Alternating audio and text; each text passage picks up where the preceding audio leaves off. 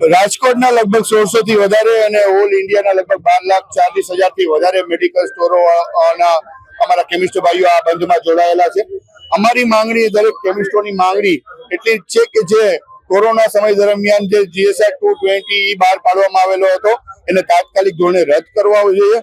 ક્યાંક ને ક્યાંક આ GSR જે 220 બહાર પાડવામાં આવેલો હતો કોરોના સમય દરમિયાન લોકોમાં સંક્રમણ ન વધે અને એને ઘર સુધી દવા પહોંચાડી શકાય એના માટે બહાર પાડવામાં આવેલો હતો, જેનો દુરુપયોગ કરીને આજે ઓનલાઈન ફાર્મસી વાળા પોતાનું વેચાણ અને પોતાનો ધંધો ચલાવી રહ્યા છે ગેરકાયદેસર રીતે.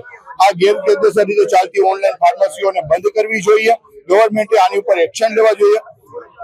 ઓનલાઈન ફાર્મસીનું પ્રાધાન્ય ક્યાંય પણ આપણા દેશના ફૂડ એન્ડ ડ્રગ કાયદામાં ક્યાંય પણ નથી ઓનલાઈન ફાર્મસીનું પ્રાધાન્ય. તો શા માટે ગવર્મેન્ટ આને છાવરે છે? એક મોટો પ્રશ્ન છે. 2019 થી અમે રજૂઆતો કરી છે પણ ક્યાંક ને ક્યાંક અમારો અવાજ સાંભળવામાં નથી આવતો. અમને એક મીટિંગ માટેનો પણ સમય નથી આપવામાં આવતો.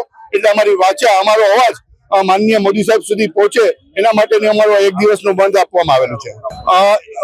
જેમ કે મેં કીધું કે અમારી લડાઈ આમ જનતા સામેની નથી, આમ જનતાના હિત માટેની આ લડાઈ છે. તો રાજકોટની જનતાને પરેશાની ન મળે, ન થાય એના માટેથી લગભગ રાજકોટમાં 15 મેડિકલો ઇમરજન્સી માટે ચાલુ રાખવામાં આવેલા છે.